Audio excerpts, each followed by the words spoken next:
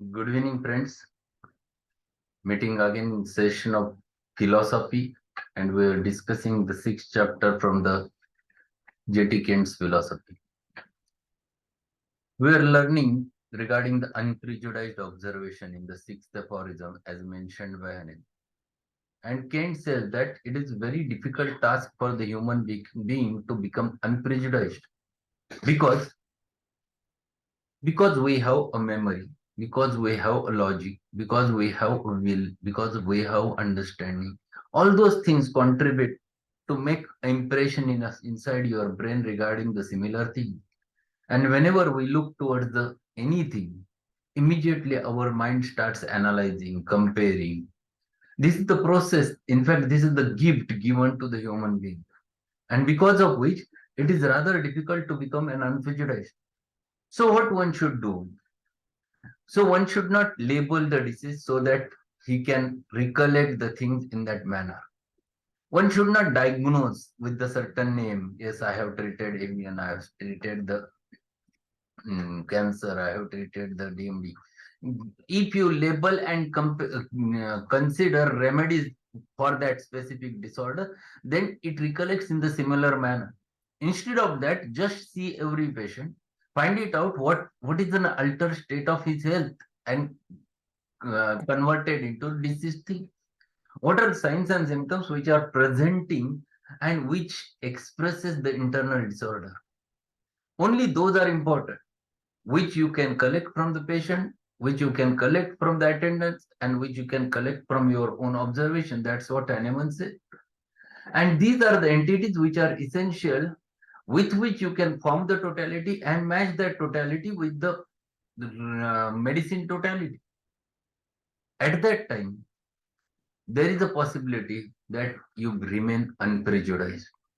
And this is the way to find it out a right answer to become an. So certain aspects of this he has mentioned, which we have discussed in yesterday's lecture. Let us go ahead with next paragraph, what he says. In this paragraph, Hahnemann does not speak of changes of tissues and or changes in the organs, but changes of the state. See, the words which he has used is very important.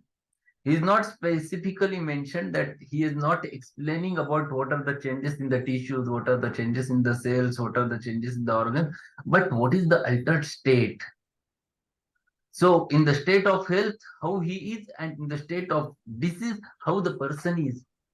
We have to treat the person, we don't have to treat the tissue change.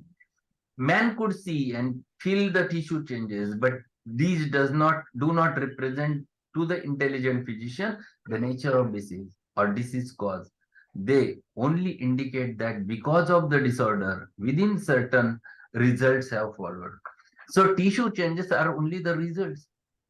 Tissue changes are only the ultimates. Tissue changes are not originally the diseases. And this is what he is explaining. This is very important, one must understand. So if a patient comes to you with any specific pathology, for example, there is a pathology, nephrotic syndrome, this name doesn't give anything. If the patient is having glomerulonephritis, it doesn't have a significance for you. What he presents, how he presents, what are the signs and symptoms, what is the state during that disease, because ultimately you have to treat that human being and not his glomerulonephritis only. So this is what he wants to explain. Man could see and feel the tissue changes, but these do not represent to the intelligent physician the nature of disease or disease cause. They only indicate that because of the disorder, within certain results have followed. The unprejudiced observer can see that pathology does not represent the nature of the disease because numerous so-called diseases can present the same pathology and same phenomena. And this is the truth. If liver cirrhosis is there, all 10 patients might have similar changes in the liver, but they might have a different presentations. These presentations with which they expresses the individuality is important, not the diagnosis liver cirrhosis. The trouble is that there is no so few unprejudiced observers, and this is the truth. Very few people becomes unprejudiced. To get rid of our prejudices is one of the first things we must do in study of homeopathy. Therefore, Let me beg of you, while sitting in this room, to lay aside all that you have heretofore imagined and presumed, the whims and notions, and what I thought about you, the things that you have learned from men and books, and only follow after law and principle, things that cannot deceive, cannot vary. So what he says, if you want to become unprejudiced, forget what you have treated, forget what you have learned, just keep it in your mind, your laws, your doctrines, and apply that doctrine according to each and every case. So according to the case taking, you listen to the patient thoroughly, find it out what is his altered state of health and expressing the disease. Take into consideration each point. Then make a totality or make a portrait first, followed by totality of the symptoms, and match that totality with the remedial totality. Then utilize his knowledge regarding the potencies, then utilize his knowledge regarding the repetition and apply that medicine. This is the best way to become an unprejudiced. Don't recollect that what is the name of the disease or what you are treating. Yes, for the purpose of understanding, it's okay, but for the therapeutic purpose, it is not at all okay. So Kent says that to become unprejudiced is just to follow the doctrines and principles which are laid in homeopathy. Then in next paragraph he says, even law will deceive if man is of prejudiced mind, because then he misreads the law and doctrine. And when things are called back, they look to him white. Every is inverted in his prejudiced mind, because he realizes only with his senses, and he sees with his eyes, and feels with his fingers only the appearance of the thing. Just as we say that the sun rises, judging from our eyes, although we know from our intelligence that it does not rise. If we believe our senses only, we will accept all notions of man. If the senses were invariable, men would agree, but they are variable, and no two men will agree in everything. For just as men's observation differ, so different notions and theories will be established. We must try to get rid of prejudices that we have been born with and educated in, so that we can examine principles and doctrines of homeopathy and seek to verify them. If you cannot put aside your prejudices, the principles will follow you to you. The unprejudiced observer is the only true scientist. So he is explaining that these prejudices can happen even though you follow the doctrines and principles. Many times you deceive yourself, because it happens so easily in your mind. When you look toward the things, you start comparing, you start analyzing, and by mistake, what happens generally, that by mistake you used to find it out, the some of the common things. When you look toward the patient, you feel, yes, this might look pulsatilla, this patient might look netramo, this patient might look ignatia. This happens because you have learned netramo, you have learned ignatia, you have learned pulsatilla, and your mind starts comparing it with that. This is because you are not trained to become unprejudiced. You are trained to become prejudiced.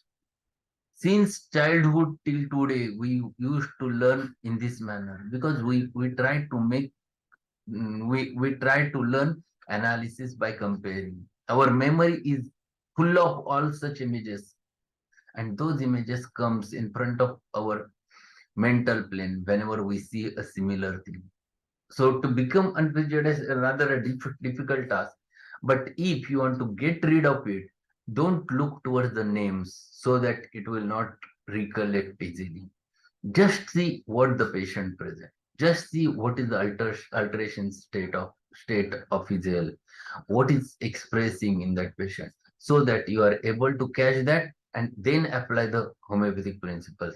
Then you will reach to the right remedy.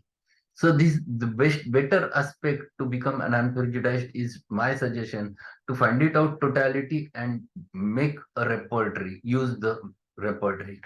When you use the repertory, the thoughts immediately you can come to certain conclusions where you can come to a certain remedies which you have never thought of, and that is the best way to become an unprejudiced.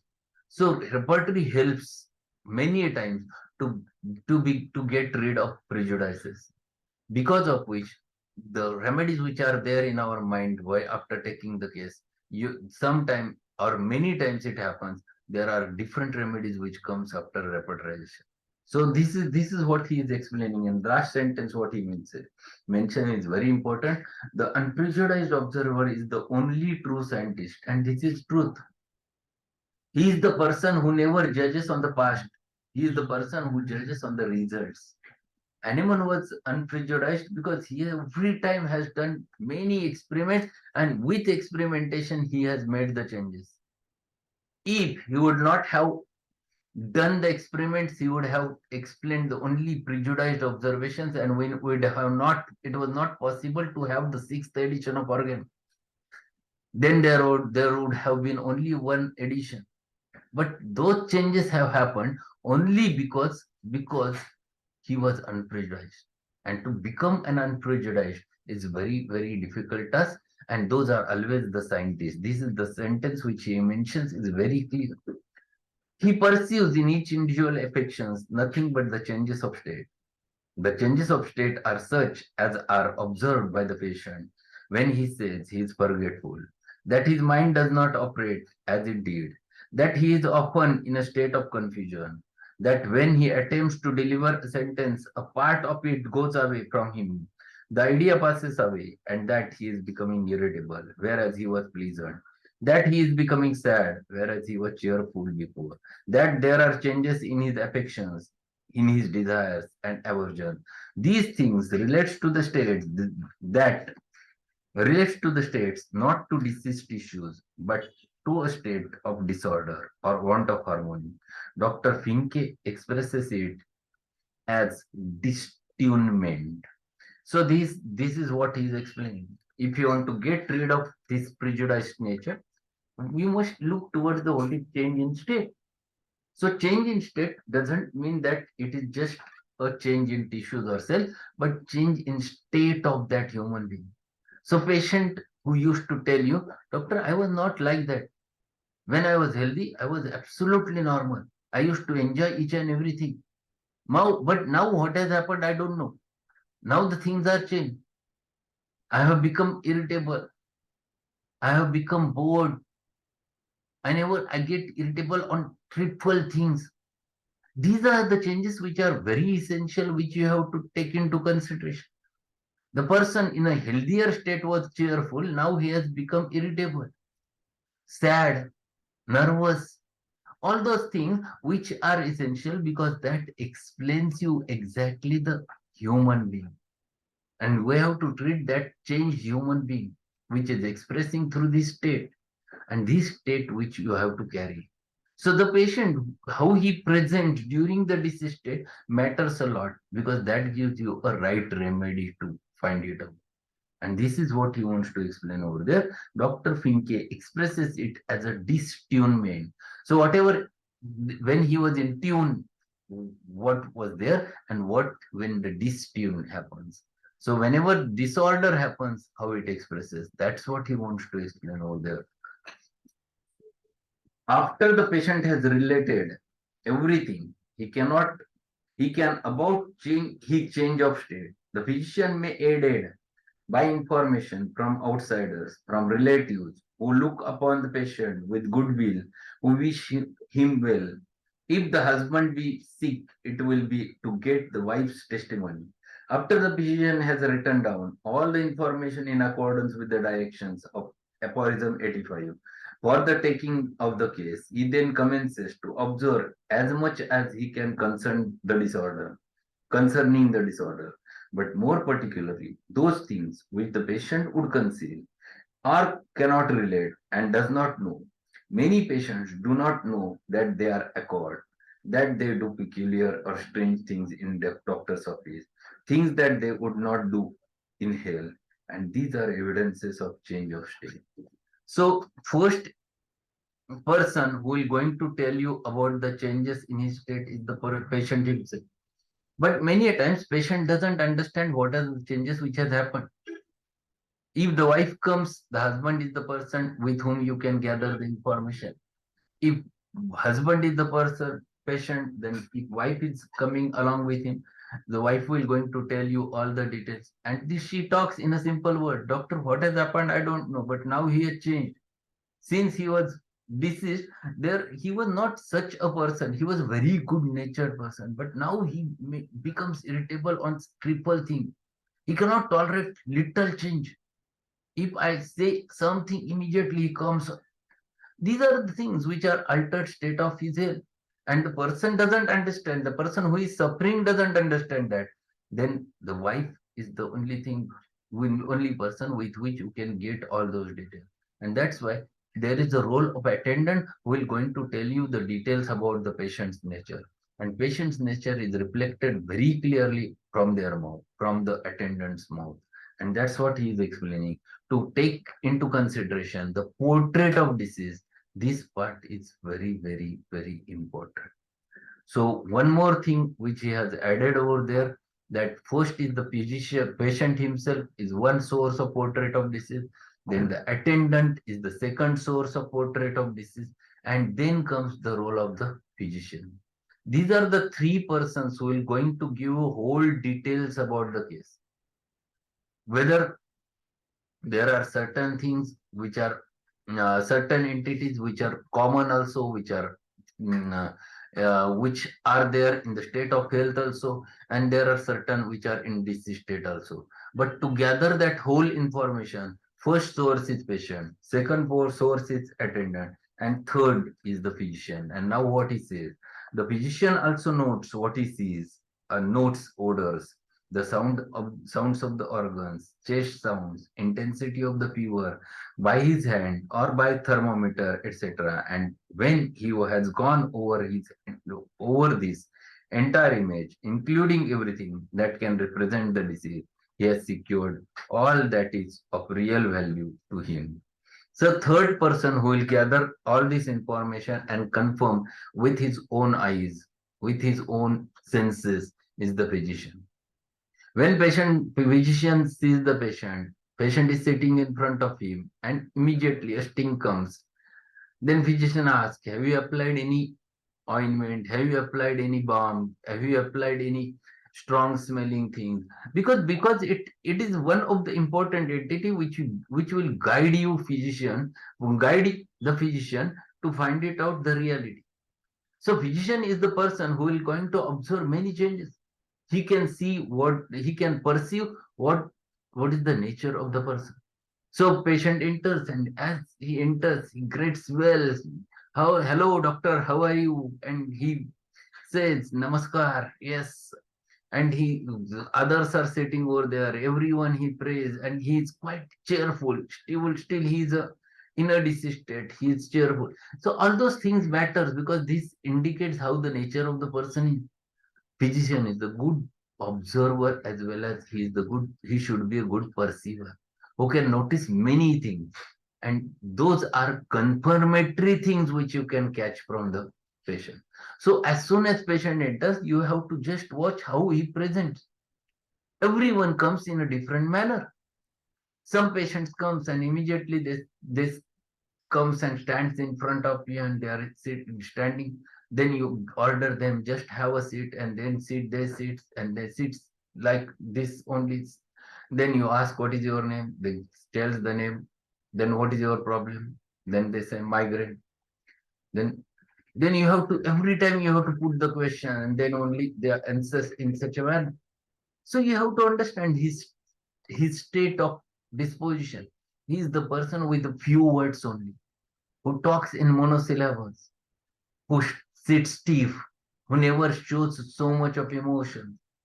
This is what the physician will going to observe and understand the patient. Another patient might be a different.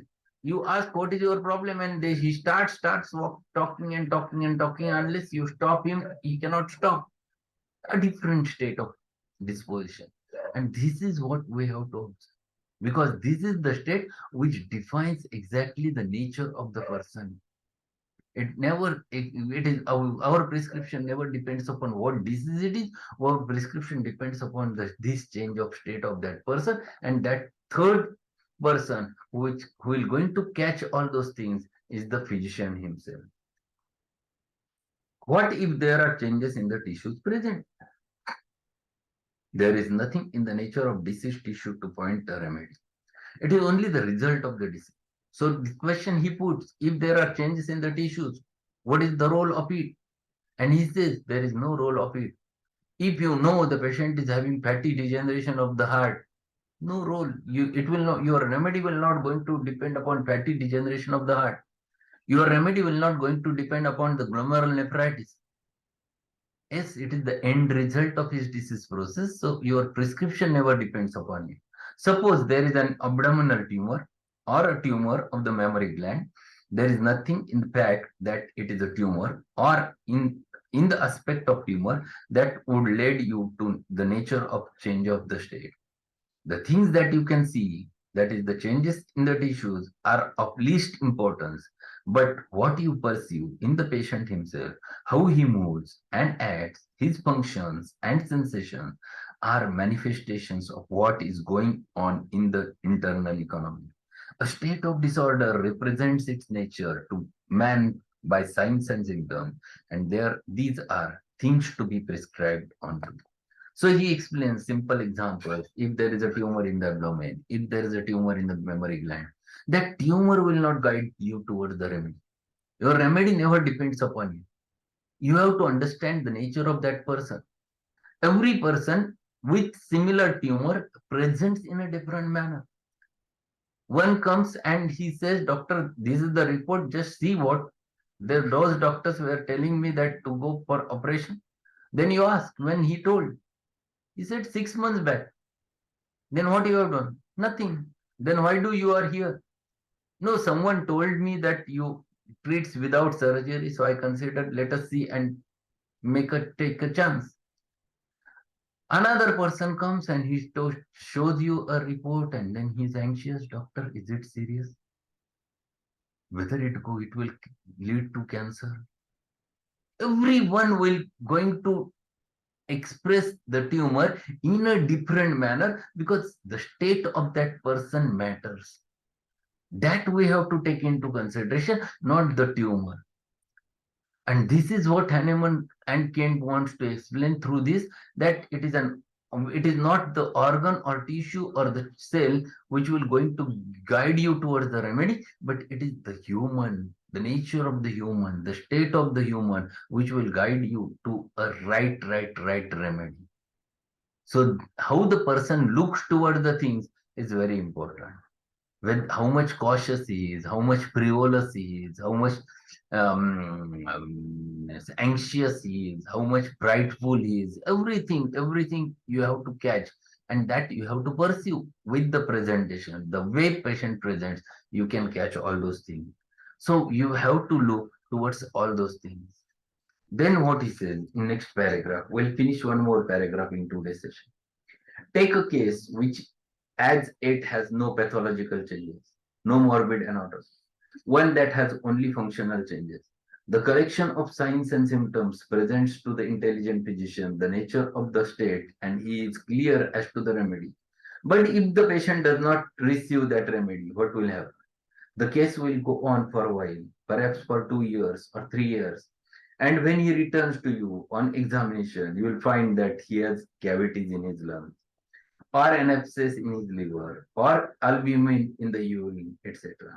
If it were the last, according to the old-fashioned notions and theories, you must now prescribe for Bright's disease. You would not think that that remedy, which you figured out 2 years before, fitted to his case perfectly then, and it's what he must have now. But he needed that remedy from his childhood, and you were able to figure it out from the symptoms of the change, from the symptoms of his change of state, pure and simple, without tissue changes. Do you suppose because the disease has now progressed into tissue change, the organs are breaking down, and man is going to die, and that this has changed that primitive state? The man needs the same course of treatment that he has needed from his babyhood. The same idea of his disease must prevail now that has prevailed before he had tissue changes. Bright's disease is not a disease. It is simply the ultimate or the organic condition which has followed the progress of original change of state. Under other circumstances, that change of state might have affected his liver or the lungs. See how nicely he has elaborated the thing. He has explained that patient comes to you with functional symptoms. He was explaining that he is getting the chest pain, he is getting the cough, he is getting the up and on pains whenever he moves. He gives all the modalities, he gives all the sensations, he gives the concomitants. But if you investigate, everything founds to be normal. It means he is in a functional state of the disease. From allopathic point of view, it doesn't have significance. They consider just take a symptomatic treatment, give some medicine, patient takes it for some time, then forgets. And after 2 years, 3 years, when he starts getting severe chest pain, then and when again investigated, now he found that there are cavities, there is tuberculosis, there is pleurisy, which was not there 2 years before. But if you would have treated that patient earlier when with those symptomatology on the law of similars and given a right remedy, this further progress would have not happened. It would have completely recovered before and never ultimated into this pathology. This is what is needed for the homeopath to look towards the functional symptoms of the patient, which will guide you to the right remedy. The pathology will not going to guide you. So any lung pathology, any liver pathology, any brain pathology, any abdominal pathology, that is only an ultimate. That takes long time to make a change. Prior to that, there are symptoms. That those symptoms guides you towards the right remedy. Those symptoms gives you exactly the initiality of that patient, and you have to treat that patient before a tissue changes. Then you can prevent the tissue changes. So this is what he exactly wants to explain, what exactly the state of this disease is there, and how to remove that disease from the patient with the help of those functional manifestations. So Kent explains all details about the unprejudiced observation, at the same time where to look upon for the prescription. So that's all for today. I think we'll stop over here so that we'll meet in tomorrow's session and we'll finish this chapter tomorrow. So this is the thing which he wants to explain over there. So thank you being there. Any query? Sir, 8:30 session is there, sir, Mathematica? Yes. 8:30 session is there, Mater Medica with Cilicia. Okay, sir. Yeah. There was one question by John David. Can we prescribe medicine for weight loss, weight gain? If yes, how, sir? If there is a weight loss is there in a disease state, definitely you have to treat. If there is obesity beyond control, if it is a disease state, yes, you can treat.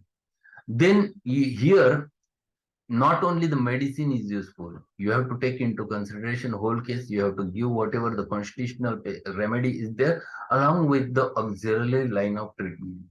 For obesity, you have to instruct the patient to take a proper diet, and you must know about how to reduce the weight, which are the substances which have more calories, how it should be avoided from the diet, the carbohydrates, and how patient can maintain more on a protein. All those things, if one must know, then you can advise. The same is true to gain the weight also. You must advise the patient exactly what food he or she should consume. If the weight loss is there due to the problems, internal problems, you have to treat it internally with the right simillimum. But at the same time, you have to advise regarding the diet also. So my suggestion to all of you is that it is not just only the knowledge about the remedies is important. Knowledge about all those auxiliary measures one must learn. You must learn from PSM book. You must learn from the many different books. There are many books on the diet, and you must have a knowledge about that, so that you can easily advise to the others regarding the diet and all those things. So that's the answer of your question, David. Okay. So we'll conclude today's session, and thank you, Prachi Madam, who is there today. Also, all members who are always there. So thanks everyone, and we'll meet at 8:30 with the Celicia. Okay. Thank you. Thank you. Sir, please don't call me Prachi, madam. Just call me Prachi. मैं माझं You कितीही are a voice hello teacher. तरी You are a teacher, so you are madam. Oh my God. अरे बाप रे. Thank you. Okay, sure. Bye.